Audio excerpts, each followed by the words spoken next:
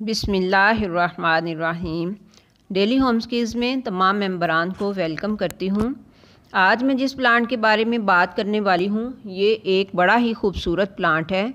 इसकी पत्तियों का कलर लश ग्रीन होता है और इसको बहुत ही छोटे छोटे से रेड कलर के फ्लावर्स आते हैं तो बड़े ही खूबसूरत लगते हैं।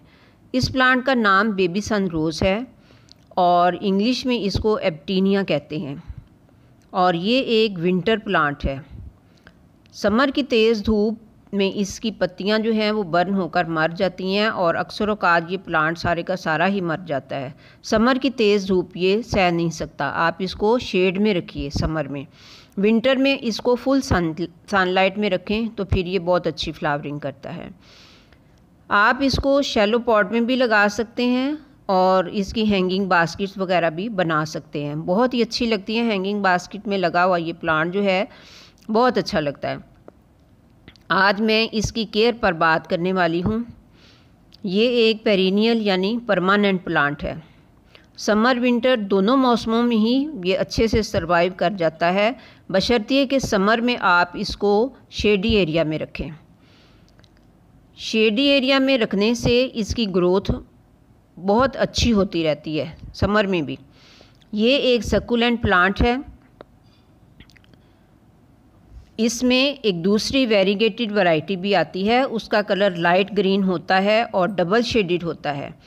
कुछ इस तरह से इसकी पत्तियों का कलर होता है डबल शेड। मेरे पास ये वैरायटी भी थी लेकिन बारिश में ओवर वाटरिंग की वजह से वो सारी तबाह हो गई। आज मैं आपको इसकी केयर पर कुछ टिप्स बताने वाली हूँ। इसको कटिंग से भी ग्रो किया जा सकता है और इसकी कटिंग्स जो हैं वो बड़ी ही ईजीली ग्रो हो जाती हैं। ये देखिए, ये मैंने कुछ कटिंग्स जो हैं ये लगा रखी हैं और आप देख सकते हैं कि ये सारी मेरी कटिंग्स जो हैं ये सक्सेसफुल हो गई हैं और इनकी ग्रोथ जो है ये सारी की सारी कटिंग्स की बहुत अच्छी ग्रोथ हो रही है। ये देखिए, ये इसमें मैंने 3 कटिंग्स लगाई थी, इसमें भी लगाई थी। इसकी एक कटिंग जो है वो बर्न हो चुकी है लेकिन बाकी सारी जो हैं वो सक्सेसफुल हैं।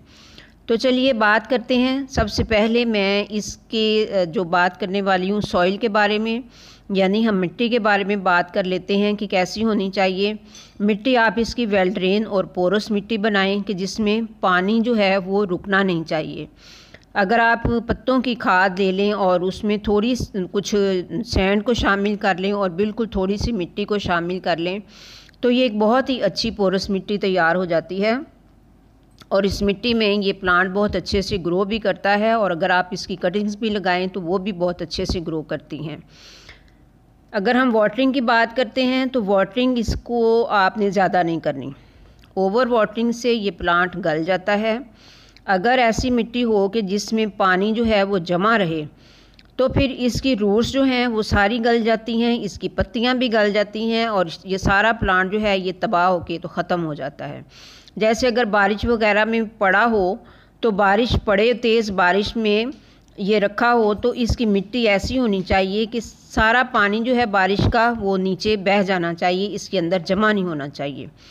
तो कम कम पानी दें आप इसको, क्योंकि ये थोड़ी सी ड्राई मिट्टी को ही पसंद करता है।